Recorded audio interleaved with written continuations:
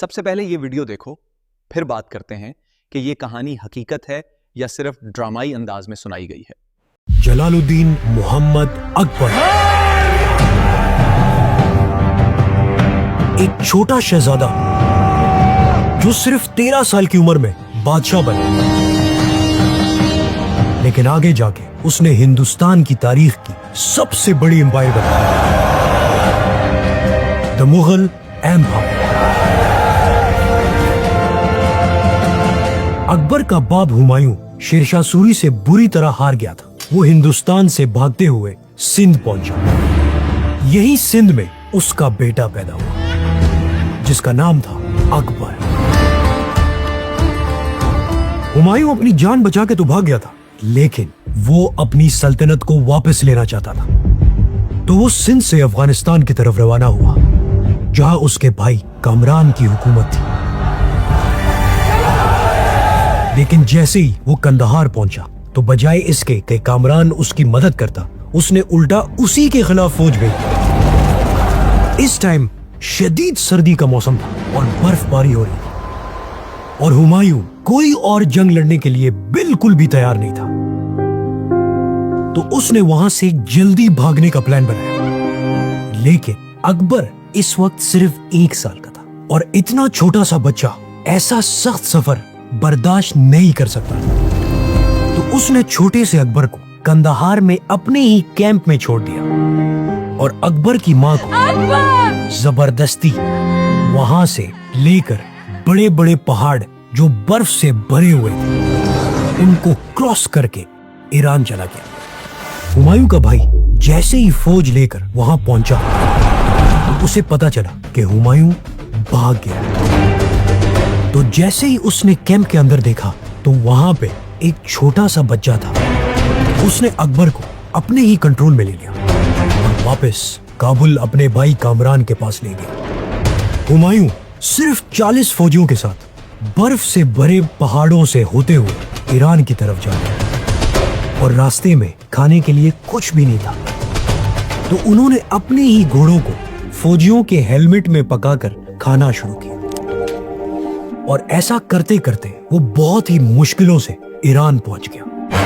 وہاں کافی مہینوں بعد ہمایوں کی ملاقات ایران کے بادشاہ سے ہوئی، اور اس نے ہمایوں کے اعزاز میں بہت ہی بڑی دعوت دی۔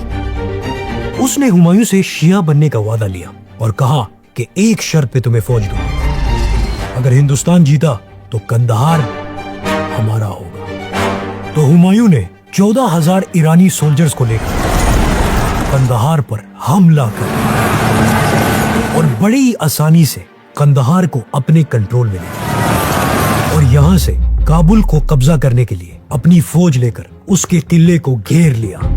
جیسے ہی کامران کو سمجھ آئی کہ وہ یہ جنگ ہارنے والا ہے تو اس نے چھوٹے سے اکبر کو جو صرف 4 سال کا تھا قلعے کی دیوار پر لا کر کھڑا کر دیا۔ اب دونوں طرف سے حملہ، اور چھوٹا سا اکبر زور زور سے چیخ رہا تھا اور رو رہا تھا۔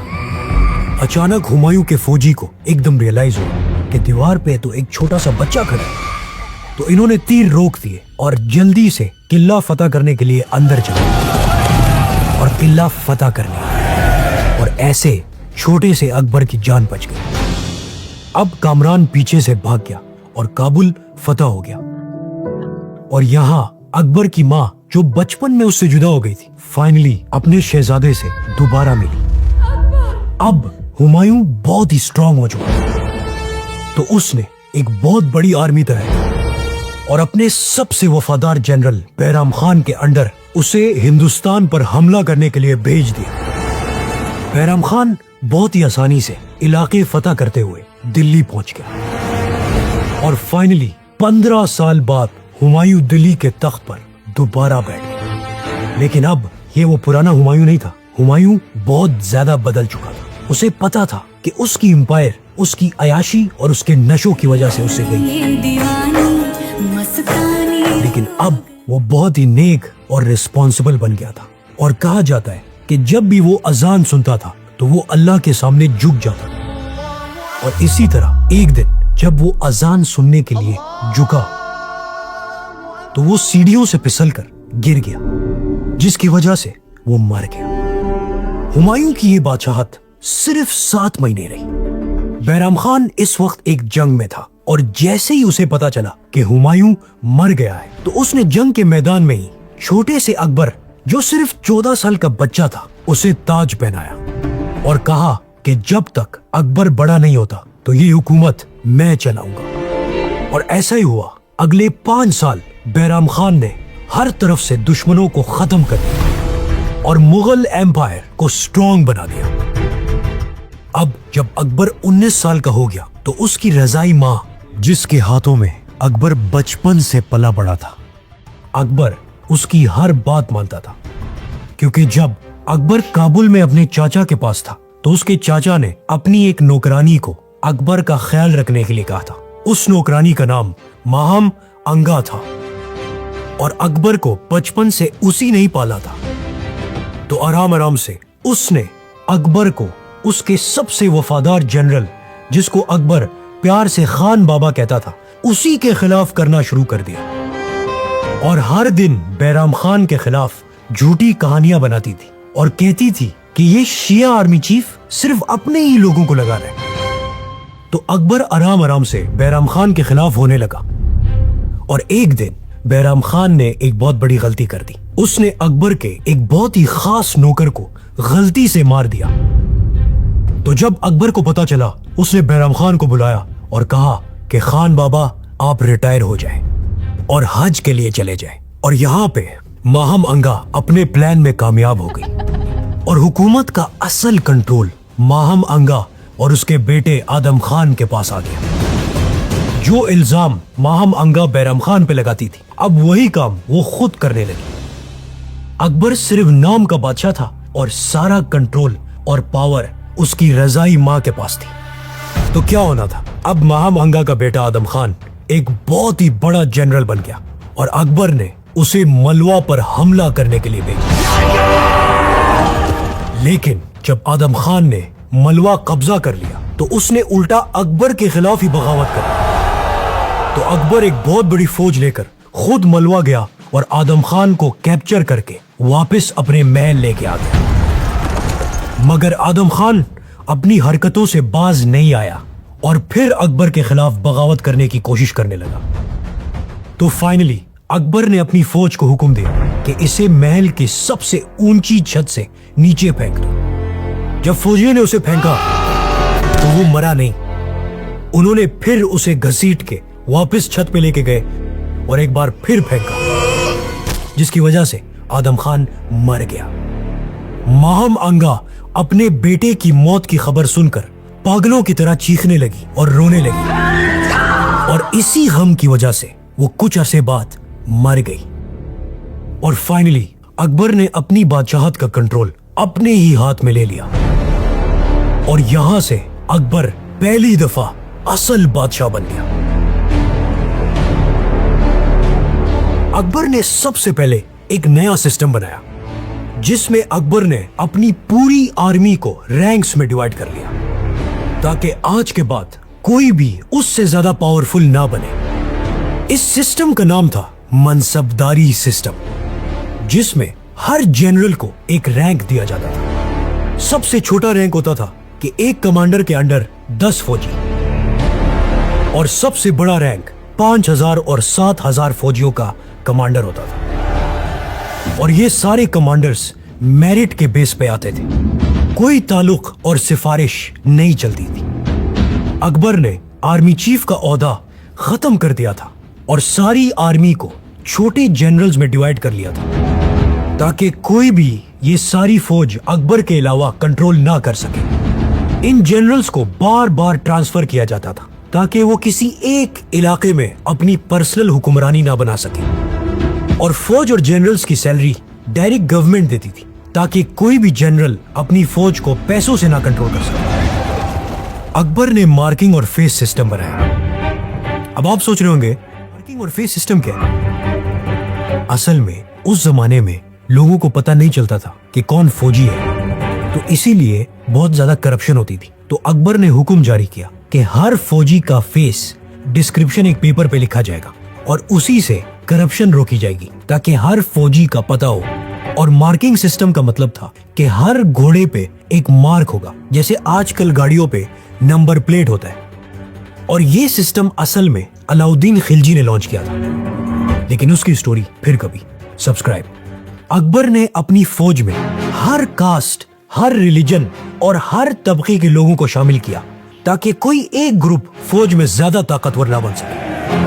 और अकबर ने यह साबित किया कि कानून से बड़ा कोई भी नहीं है, चाहे वो उसका सुतेला भाई ही क्यों ना हो। इसी सिस्टम की वजह से मुगल एम्पायर बहुत ज्यादा पावरफुल बन गई थी और अगले 200 साल के लिए हुकूमत की। लेकिन अब जब अकबर ने सारा कंट्रोल अपने ही हाथ में ले लिया, उसकी जिंदगी का सबसे बड़ा चैलेंज राजपूताना को फतह करना था। क्योंकि राजपूत कोई आम कौम नहीं थी, वो बहुत ही बेस्ट फाइटर्स थे और वो किसी सूरत भी सरेंडर नहीं करते। जब उनको पता चल जाता था कि वो हारने वाले, तो उनकी औरतें जोहर करती थी, मतलब एक साथ खड़ी होके सब सुसाइड करते थे। और उनके मर्द साका करते थे, मतलब दुश्मन पर खुदकश हमला करते थे। और अकबर को इस सब का पता था, तो उसने जंग के बजाय यहाँ एक सियासी चाल चली कि एक तरफ अकबर ने राजपूत के इलाकों को कब्जा करना शुरू किया और दूसरी तरफ दोस्ती का हाथ बढ़ाना शुरू किया। एक दफा अकबर सफर पे जा रहा था, तो एक राजपूत राजा अकबर से मिलने आया और उनसे मदद मांगी, क्योंकि अकबर का एक गवर्नर उनको तंग कर रहा था। और कहते हैं कि अकबर ने जैसे ही उसे देखा, तो उसे 5 साल पुरानी स्टोरी याद आ गई कि एक बार इसी राजा भरमल ने एक मुगल कमांडर की मुश्किल वक्त में मदद की थी। ये किस्सा जब अकबर को सुनाया, तो उसने इस राजा और उसकी फैमिली को अपने महल में बुला लिया। इस टाइम अकबर एक जंगली हाथी को कंट्रोल करने की कोशिश कर रहा था कि अचानक वो हाथी पागल हो गया और लोगों की तरफ तेजी से जाने लगा। तो लोग अपनी जान बचाने के लिए इधर उधर भागने लगे, लेकिन जैसे ही उन्होंने देखा, तो सिर्फ राजपूत राजा और उसकी फैमिली ही अकबर को बचाने के लिए उधर खड़ी थी। राजपूतों की इस बहादुरी और वफादारी ने अकबर को बहुत ज्यादा इम्प्रेस किया था।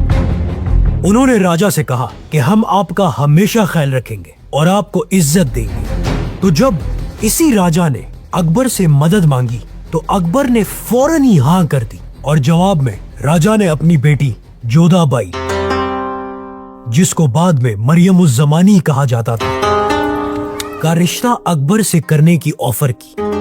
तो अकबर ने उससे शादी करने का फैसला किया, क्योंकि इस शादी से अकबर की जिंदगी का सबसे बड़ा चैलेंज बगैर जंग किए हासिल हो सकता था। और राजपूतों को राजी करने के लिए अकबर ने उनकी ये शर्त मान ली कि वो जोधाबाई को जबरदस्ती मुसलमान होने पर मजबूर नहीं करेगा और महल में उसे अपना रिलीजन प्रैक्टिस करने की पूरी आजादी देगा। और ये भी कहा कि राजपूत अपने इलाके के बादशाह रहेंगे। इसी दोस्ती की वजह से उन्होंने राजा मान सिंह को अपना सबसे बड़ा जनरल बनाया और राजपूतों को इतनी इज्जत दी कि मुगल एम्पायर का सबसे बड़ा दुश्मन अब मुगल एम्पायर का सबसे बड़ा दोस्त बन गया। यही वो डिप्लोमेसी थी जिसने अकबर को अकबर आजम बना दिया। लेकिन एक राजपूत राजा जिसका नाम महाराणा प्रताप था, वो इस सब के बहुत ज्यादा खिलाफ था। वो कहता था कि राजपूत ने अपने आप को मुगल एम्पायर के सामने सरेंडर कर लिया है। तो बजाय इसके कि अकबर उससे बात करने के लिए किसी मुसलमान जनरल को भेजता, अकबर ने उसी राजपूत के जनरल राजा मान सिंह को उससे बात करने के लिए भेजा। लेकिन उसने कहा कि जाओ और अकबर जो कि तुम्हारा फूफा है उसे भी लेके आओ। और इस हरकत की वजह से अकबर ने मान सिंह को हुक्म दिया कि जाओ और हमला करो। बहुत लड़ाई के बाद फाइनली महाराणा प्रताप ये जंग हार गया और अकबर ने पूरे राजपूतों को अपने ही कंट्रोल में ले लिया। और यहाँ से अकबर ने मुगल एम्पायर में रिफॉर्म्स करना शुरू कर दिया। सबसे पहले जंग की वजह से जो गुलाम बनते थे, अकबर ने उसे खत्म कर दिया। उस जमाने में हिंदुओं में एक रिवाज था कि जब हस्बैंड मरता था तो बीवी उसके जनाजे पे अपने आप को जिंदा जला देती थी। तो अकबर ने ये रिवाज खत्म कर दिया, इसको खत्म किया जाए और हुक्म दिया कि वो बेवा दूसरे मर्द से शादी भी करेगी। ऐसे बहुत से रिफॉर्म्स करने की वजह से मुगल एम्पायर अपनी पीक पर पहुंच गई थी और अकबर इंडिया का सबसे ताकतवर बादशाह बन गया था। लेकिन यहाँ पे अकबर ने अपनी जिंदगी की सबसे बड़ी गलती की। उसने एक नया दीन बना लिया जिसका नाम दीन इलाही था। देखें, इस कहानी में बहुत सी बातें तारीखी तौर पर दुरुस्त भी हैं, जैसे अकबर का कम उम्री में बादशाह बनना, बीरम खान की सरपरस्ती और राजपूतों के साथ साठ, सियासी इत्तेहाद। लेकिन मसला ये है कि वीडियो में कई वाकयात को बहुत सादा और ड्रामाई बनाकर पेश किया गया है। असल तारीख उससे कहीं ज्यादा पेचीदा है। मिसाल के तौर पर दीन इलाही के बारे में अक्सर लोग समझते हैं कि अकबर ने एक नया मजहब जबरदस्ती नाफिज किया था, लेकिन ज्यादातर मौरखीन के मुताबिक ये कोई बाकायदा मजहब नहीं था, बल्कि एक महदूद सा दरबारी नजरिया था जिसे बहुत कम लोगों ने कबूल किया था। इसलिए यहाँ हकीकत और मुबालगा दोनों मिले हुए हैं। इसी तरह ये कहना कि अकबर ने तमाम मसाजिद बंद कर दी या अजान पर पाबंदी लगा दी थी, इस बारे में मुस्तंद तारीखी सबूत बहुत कम मिलते हैं। तो सब ने ये दीन मानने से इनकार कर दिया। मुसलमानों ने कहा कि ये काफिर हो गया है और हिंदुओं ने कहा कि ये इस्लाम का एक नया वर्जन है। असल में जब मुगल एम्पायर बहुत स्ट्रांग हो गई थी तो डिफरेंट रिलीजन्स छोटी छोटी बातों पे एक दूसरे से लड़ते थे, जिसकी वजह से इतनी बड़ी एम्पायर यूनाइट नहीं हो रही थी और अकबर इस सब से बहुत ज्यादा मायूस हो गया था और अपनी पूरी एम्पायर को वो यूनाइट करना चाहता था। तो अकबर ने एक इबादत खाना बनाया। यहाँ पे पहले सिर्फ मुसलमान बहस करते थे और छोटी छोटी बातों पर लड़ते थे और एक दूसरे पर कुफर के फतवे भी लगाते थे। ये सब काफिर हो गए हैं। तो अकबर ने इस सब से तंग आकर मुगल एम्पायर के सबसे बड़े इमाम को हटा दिया और खुद खुतबा देना शुरू किया और एक और बड़े आलिम को चीफ जस्टिस के ओहदे से हटाकर खुद चीफ जस्टिस बन गए। आराम आराम से अकबर ने इस इबादत खाने में बाकी रिलीजन्स के लोगों को भी बुलाना शुरू किया, जिससे अकबर को हर मजहब की समझ आने लगी और फाइनली अकबर ने इन सब डिबेट्स के बाद एक नया दीन बनाने का प्लान बनाया जिसका नाम था दीन इलाही। तो क्या होना था, अकबर ने मस्जिदों को अस्तबल बनाना शुरू किया जहाँ पे घोड़े खड़े करना शुरू किया, नमाज और अजान पर पाबंदी लगा दी और हज करना खत्म कर दिया। बादशाह को सजदा करना स्टार्ट करवाया, कुरान और हदीस पढ़ने पर पाबंदी लगा दी, दाढ़ी शेव करना मस्ट कर दिया और जबरदस्ती अपना दीन फैलाने के लिए पूरे सल्तनत की मशीनरी को लगा दिया।